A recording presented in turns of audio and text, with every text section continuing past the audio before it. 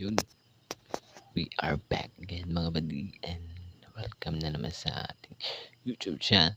For this video mga badi, dahil hindi ako makatulog, makikichismis tayo dito sa pinag-aawayan nila Zainab at Wilbert.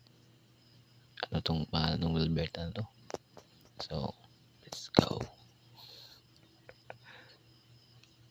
Ano po ako bilang si Ka-Freshness Wilbert Tolentino. Siguro naman naiintindihan naman ninyo bakit ako gumawa ng video nito. Malungkot lang sabihin no, bakit ko ginawa tong video. Sumakto pa pang second year kong anniversary sa vlog industry. Ikinalulungkot ko na first vlog ko to na parang malungkot dahil lahat ng content ko gusto ko happy vibes lang, good vibes lang para sa lahat. Pero since nakita naman ninyo ang post ng aking mentor, si Ma'am Zainab, ang daming mga audience, fans, sebis, mga ka-friendness, mga nagmamalasakit, nagsisend sa akin screenshot, at maraming nagtatag Wilbert user. Masakit para sa akin yung pinost mo at pinabayaan mo na ipiesta ang pangalan namin at lahat kami damay-damay. Gusto ko lang iklaro ang mga batid ko sa akin. Napanood ko ang YouTube ni Mark or kilalang MG na sinabi na fame ang hinahanap ko. Mag-50 years old na ako, hindi ko kailangan ng fame na yan dahil well-established ako at self-made guy ako. May social media ko or walang social media sa akin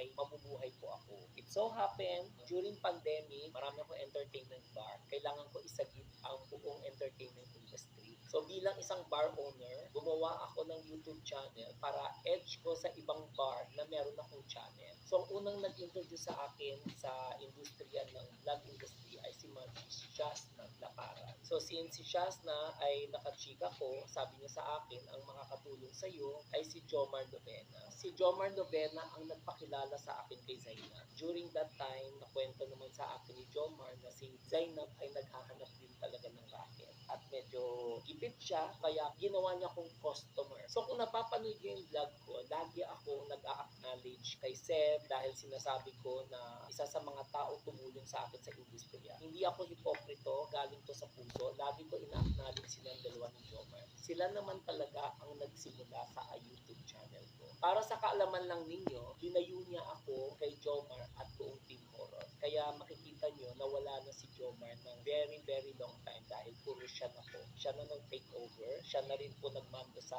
channel ko. Siya rin ang nagdidikta sa akin kung ano yung mga dapat gawin. So, nung during nag-collab kami, every content ko, bayad po siya. Actually, yun po yung rinakit na niya sa akin at pinuloy-tuloy na niya. Pag linambing niya ako sa lahat ng kailangan niya, pabor niya, para sa pansarili niya, sponsorship, o lahat ng charity, wala akong regret sa pagtulong dahil kahit wala sa vlog ko or nasa vlog ko, okay lang sa akin yun kasi tinulungan naman din ako ni Seb. Pero gusto ko lang i-clear sa inyo, sa harap ng camera, ipinakita niya sa inyo na siya ang nagbigay. Sa harap ng camera, alam ninyo lahat na siya ang tumulong. Pero pag wala sa camera, hindi ninyo alam na ako yung nagbayad. Gusto ko lang i-share lang din sa inyo kasi ayoko rin na magkaroon ng misinterpret na nagkukwenta ako or nakikipagsumbat ako. Gusto ko lang i-clear para maging klaro para sa inyo. So kahit bayad yung per content namin, hindi ko ikinalat na bayad yan per content. Hinayaan ko lang na gumanda ang imahe niya na siya ang tumulong sa akin. Yun yung totoo. On my part, syempre kasama sa promotion at sa deal namin kung ano na pag-usapan namin. I don't see anything wrong kung talaga nagpo-promote siya at sa paningin naman ninyo ay libre yun. Si Zainab ang naghihingi sa akin ng content. Siya ang may kailangan sa akin. At sasabihin niya sa akin, i-upload niya sa YouTube channel niya para makilala ako ng mga team series. Pero after few weeks, iti-take down niya. Yun yung masaklap. Siyempre, kinuha niya si Paring Gabi, 400 plus siya, 400. So, 800 yun. 800 ko, pagka after 2 weeks na wala na, kasi iti-take down niya. Ano kaya mararamdaman nyo rin, di ba? Pero wala kayo narinig. Pinocompensate ko, wala akong pinost sa social media at hindi alam ng tao. So, ang pagkakaalam ninyo, free lang ang tulong. Kung free lang ang tulong, dapat tinulungan niya muna ang buong team service niya at maka-reach ng 1M. Kaya yung natulong niya sa akin na 700,000 subscriber na yun, thankful din ako doon. Pero well compensated naman po. Ito po yung mga listahan, ang mga nakatulong sa akin. So bawat lahat na nakakollab ko, nakikita ko yung audience, Lista. traffic na kung paano pinasok nila sa akin. Kaya nakalista ko lahat yan. Kung nakikita ninyo yung lahat ng listahan nito, the rest yung 200 plus ay lahat ng mga other YouTubers na mga nakakollab ko. Actually, siya rin naman din ang nagdala ng maraming influencer sa akin para makollab ko. Alam naman ninyo si Hipon, di ba? Lagi yan nasa vlog ko, na lagi ko in-acknowledge, kaya nakilala ko si Hipon ay dahil kay Ma'am Shiseb. Tama naman, si Ma'am Shiseb talaga nagdala sa akin kay Hipon. Dahil during pandemic, kung napanood ninyo ang Tony Talks na in-interview si Hipon, ay yan yung time na walang-wala siya. So, nagmagandang loob si Ma'am Shiseb para ipakilala sa akin, pero nung dinala niya sa akin si Hipon para mag-collab kami, kumita siya ng 200,000 na hindi alam ni Hipon kasi 100,000 ang charge niya sa akin kay Hipon. So, dalawang content na gawa namin, Fact or Bluff at saka yung Pera or Caldero. Pinagkakitaan ni Seb si Hipon. Just imagine kung gusto mo talagang tumulong kay Hipon, dapat kinolab mo. Pero ang sabi mo sa akin, hindi mo siya i-collab dahil mga sebis mo malilipat kasi magaling si Hipon. Ako, sa ako na alam natin mas kailangan ni Hipon yun. Hindi mo siya na-collab at never kayo nagkaroon ng content. Sobrang kawawa si Hipon. Kaya doon ako nag-decide na talagang tulungan si Hipon kasi deserve niyang tulungan siya. So nag-reach out sa akin si Shasna. Sabi niya sa akin, Ma, sabihin mo naman kay Ma'am Shiseb na collab kami. So syempre nag-reach out siya. So ako naman nagmagandang loob. So sinabi ko, Ma, gusto ni Shasna na mag-collab kayo. Ang sagot ni Seb, ano mapapala ko? Makukuhaan lang ako ng subscriber. Bakit ako pag-collab doon? Mag-isip ka nga, Ma. Wala naman ako makukuha sa kanya. Yun ba sa tingin nyo, good influencer yun? Regarding kay Madam Pinuts, nung during nagka-trending siya, nakwento ko kay Seb na si Madam Pinuts ay tutulungan ko dahil balak ko is makipag-collab sa kanya. Nung nalaman niya na tutulungan ko si Madam Pinuts, sinarang niya ako at sabi niya sa akin, bakit doon? Ba't ka pupunta doon? Ma, mag-isip ka bago ka tumulong. Pang 1 week lang ang trending ng ganyang pagmumura kasi social media person ako. Alam ko ang karakas ng social media. Doon ako nagka-challenge at yung kwento ni Madam Pinuts during nagka-trending siya sa live niya, nakikita ko ang buhay niya ay buhay din ni Hipon. Kaya nag-reach out ako kay Hipon. Sabi ko, Ma, gusto mo samahan mo nga ako? Sabi ko, magpahakot challenge ako.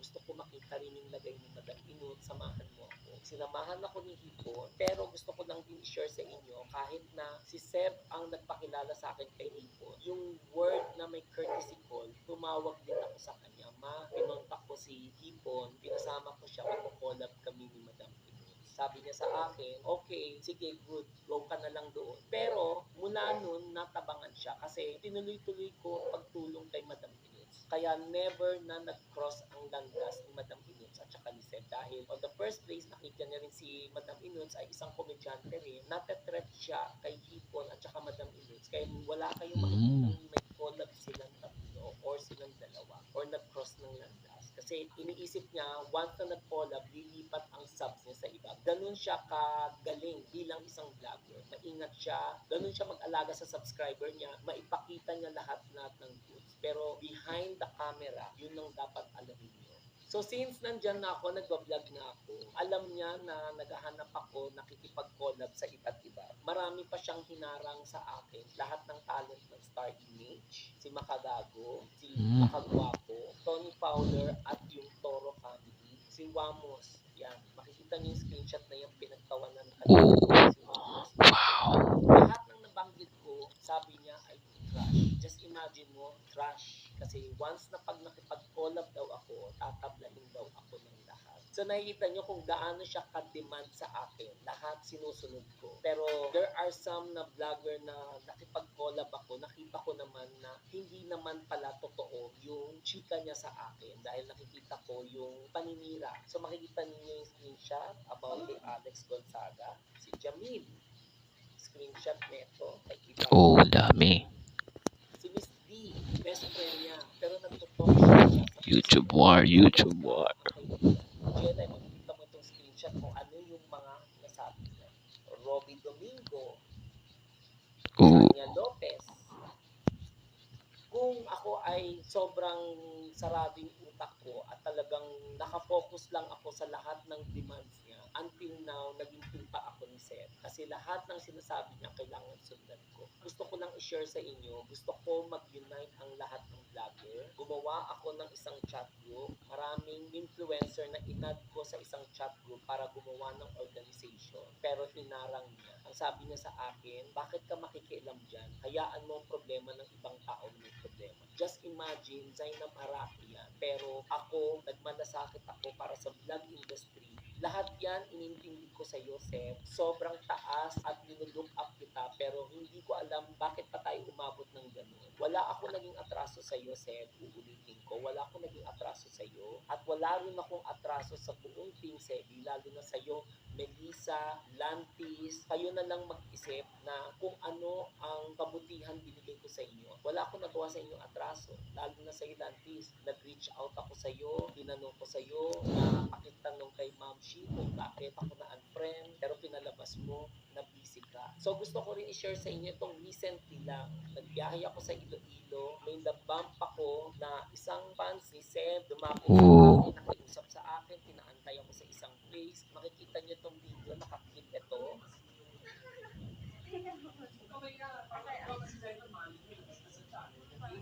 Hello, good afternoon. I'm Angel Kaili from Iloilo, Solid Team 10. Sorry, nakawan ako. Sabi, no, since 2019, solid fan niya na ako talaga. Then, Oh. nung July 23 kasi, hindi ko siya na, nabigay yung regalo ko. Meron sana ako para rin sa kanya, yung kahit pasalubong lang. Then, ito for Bea. Sana matanggap niya itong regalo ko. Regalo ko for Bea. Coming from Iloilo, Sebis fans to, para kay Dia. Nag-PM ako sa iyo, Lantis, hindi mo rin sinin. Sa tingin nyo, masama pa rin ba ako, Ma'am Shi? O ba kayo umarap sa akin? Nagkaroon ba ako ng atraso sa inyo para bigla ninyo ako tinapon na parang isang basura? Oh. Tinapon ko na yun, di ba? Kasi Sakit nun, sakit. nagulat lang ako, bigla kayo may pahapyaw at nag-post kayo sa social media na may parinig kayo ganun. Oh. Nag-post siya ng ganun, hindi Ano siya to? nag-mention. Nag-post din ako na hindi ko rin nag-mention. Ako, nag-reach out ako for the longest time. Tinanong ko sa kanya, Ma, bakit mo ako in-unfriend? Ano naging atraso ko? Hindi na niya ako pinansin. So kung makikita niyo tong screenshot nito, siya naman ang nag-reach out sa akin. Pasensya ka na kung nadamay ka sa pag-unfollow at unsubscribe. Ayan, no, kita mo dyan. So, sino nagka-problema sa ating dalawa? Ikaw ang nag-unfollow. So, ngayon, in-unfollow mo ako and then sasabihin mo, hindi ako yung tinutukoy mo sa pag-post at gusto mo may peace of mind ka. Eh, bakit ka nag-post ng ganyan ng nagpapalit?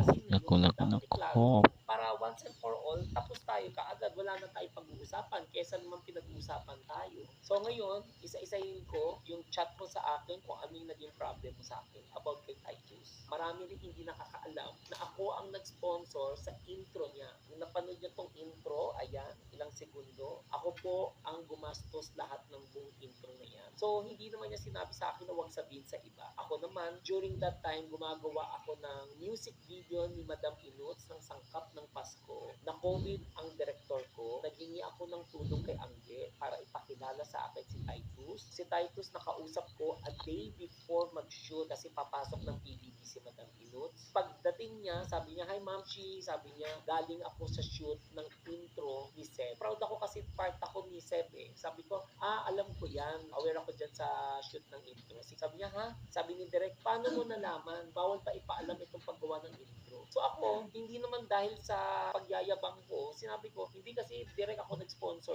Yun yung parang sinabi ko na ako yung nag-sponsor. Which is totoo naman. Nag-sponsor ako at more than half M yung ginastos ko. Hindi naman yung tutyo na intro yung ginawa niya, diba? At yun, I paid coming from my pocket. Wala akong hiningin kapalit doon. Bigla mo akong aawayin na sinabi mo na bakit kailangan ikwento ko sa iba. So makikita niyo itong screenshot na convo niya sa akin. Sinita niya ako. And then, eventually, nag-reply siya. Nag-sorry din siya kaagad sa akin. Isipin niyo kung gaano kabilis ang pitik niya kapag meron siyang topa. Sana hindi ka na lang nagpa-sponsor. Kung may tinatago ka pala at gusto mo yung pride mo mataas. Right? How will you feel? Kayo nag-sponsor, dumura kayo ng kalahating million na higit para just sa intro niya. And then ako pa yung napagalitan.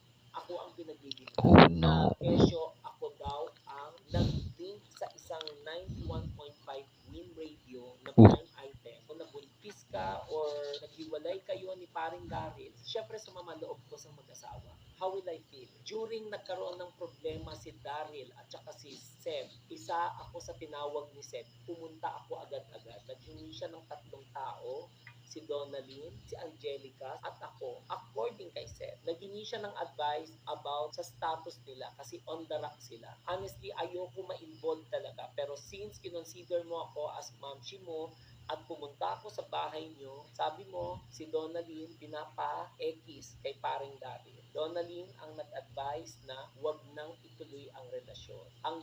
For safety lang na advice niya, sinabi mo wala kang makukuha doon dahil on the first place, mag-best friend si paring Daryl at si Flo G. So ako ang pangatlo tinanong mo, sinabi ko sa iyo straight na family man ako, may anak ako, kung mas importante ang pamilya para sa iyo, i-win back mo si Daryl. Ang sabi mo sa akin, makikinig ka, sige, i-win back mo at mag-usap kayo. Ako lang ang bukod tanging nakakapagsabi sa iyo, magbago ka rin dahil ikaw rin may attitude ka. Minsan napapahiya mo siya dahil pag pina-invite mo ako para mag-content kayo, papahiyain mo si Daryl in front of me.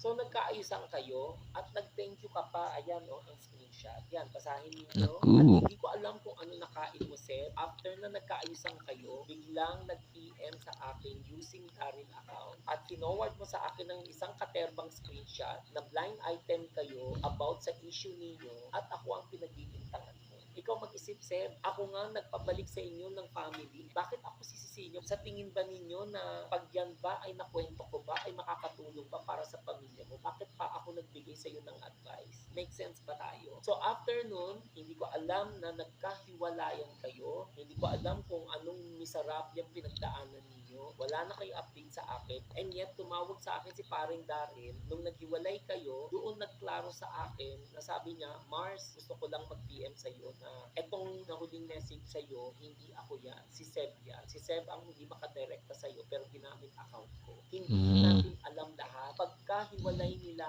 ni paring Daryl, sinira ni Seb ang buong studio, lahat ng file ay winarak niya. Pati kasamahan ni Daryl na yan na lang ang panghanap buhay nila ay nasira lahat. Hindi ko naisip na lahat dinamay niya. Personal problem lang naman niya in between kay Daryl. Ganun siya, damay-damay. Another thing, ang sasakyan ni Seb, binenta niya kay Daryl. Si paring Daryl bilang kasama niya sa bahay, live-in partner. Sobrang tiwala ni paring Daryl. Yung sasakyan, binayad niya para kay Seb, walang deed of sale. Kasi sa sobrang tiwala niya, yung sasakyan ay binigalo niya sa magulang niya.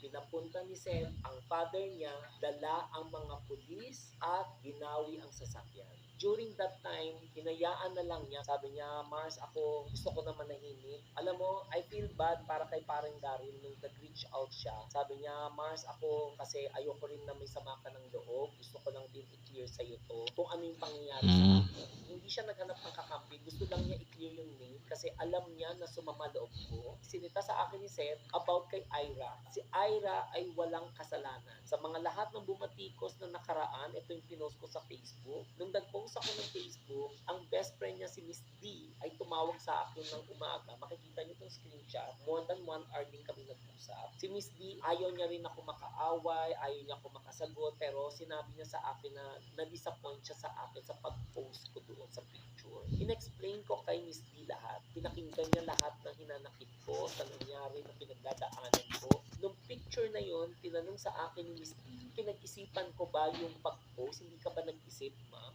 Sinabi ko talaga straightforward, sabi ko, pinag-isipan ko siya, iniisip ko talaga na ipopost ko siya. Tambay ako ng Hydrons Cafe, minsan nababump ko ibang vlogger. That time, nabump ko si Ira at tinawag ko Nak dahil tinawag niya ako Mamshi. Ano tatawagin ko sa kanya? Lola? Siyempre, tatawagin ko Nak. Even si Hipon, tawag ko Nak. Minsan, tawag ko rin naman kay Madam Inuts Nak kasi mas nakakabata sa akin. Masama ba akong tao na i-deadma ko? Pag galit ba ni Seb, kailangan pati ako, damay, kailangan galit din ako sa kanya, hindi ko siya papansinin. Hindi ganun. Tao, humarap sa iyo ng maayos, humarap ka rin ng maayos. The moment humarap siya sa akin at alam kong sinayaw niya ang kanta ni Madam Inuts without any kapalit. Sinayaw niya rin yung kanta ng Gandang Hipon without any kapalit. Pinicture ko para mag-thank you. Sana doon maintindihan nyo at naging klaro para sa inyo. Alam ko yung saan sa gratitude. nagulat ako na inulan nyo ako ng mga comment ng hindi maganda, na kesyo Cool. pagbabastos ko, disrespect kay Seb, kung kabit siya, out ako dyan. Basta ang tao, humarap sa akin ng maayos, kailangan kong makitungo ng maayos sa tao. Huwag natin asahan ng isang tao na dapat mag-iintindi para sa iyo. Kasi lahat tayo may kanya-kanyang opinion din. At hindi mo ko pwede diktahan, Seb, dahil si Ira at saka ako, wala kaming hidwaan. Kung ano man ang mga batikos na babasa ko about kay Ira, never ako nag-comment. At never ako nagtanggol about kay Ira. Wala akong ginawa sa iyong masama. Yun lamang po, sa mga nag-comment sa akin na user ako, bukal sa kalooban ko, tatanggapin ko ang pagtawag nyo ng user. Pero gusto ko lang din i-share sa inyo na kung user po ako, mas nagamit po niya ako kesa mas nagamit ko po siya. Sa Oh. pagkakinig ko, sa pagbablog ko, totoo pala yung ganyan pala kagulo din ang industriya. Gusto ko i-shout out ito para sa iyo, Mark, or kilalang MG. Gusto ko mag-thank you rin sa iyo. Binigyan mo ako ng opportunity para sagutin lahat nito. Itong content na ito, gusto Oh. ko lang iklaro dahil Lumabas ito na ay lahat. sobrang malaking impact yung pag-post niya ulit sa akin dahil na-damage din yung pangalan ko. At hinayaan niya nag-fiesta ang mga tao sa pangalan namin. So sa mga subscribers ko na nagstay pa sa akin, maraming salamat po sa inyo. Sa mga tao na nagtitiwala sa akin, maraming salamat po. Yun, Sa ganyan mga talaga. nag-inspired sa akin dahil sa marami ako na itutulong, sana meron din magkaroon ng another Wilbert o ma-duplicate na another Wilbert para tumulong na mas maraming tao. Ganun. Magpapaalam Yes, na po yes. ako. Maraming salamat. So yun. Ako, daming revealing nun. Maraming mag-aaway dun, maraming mag-aaway yun mga buddy. So, hintayin natin yung iba. So, i-react natin yung ibang live nila mga buddy dahil di tayo makatulog and yun, i-post natin sa ating YouTube. So, let's go. Magagalit si Angela nito mga buddy dahil supportive yun kay Zainab. So, at next reaction na naman tayo. Let's go.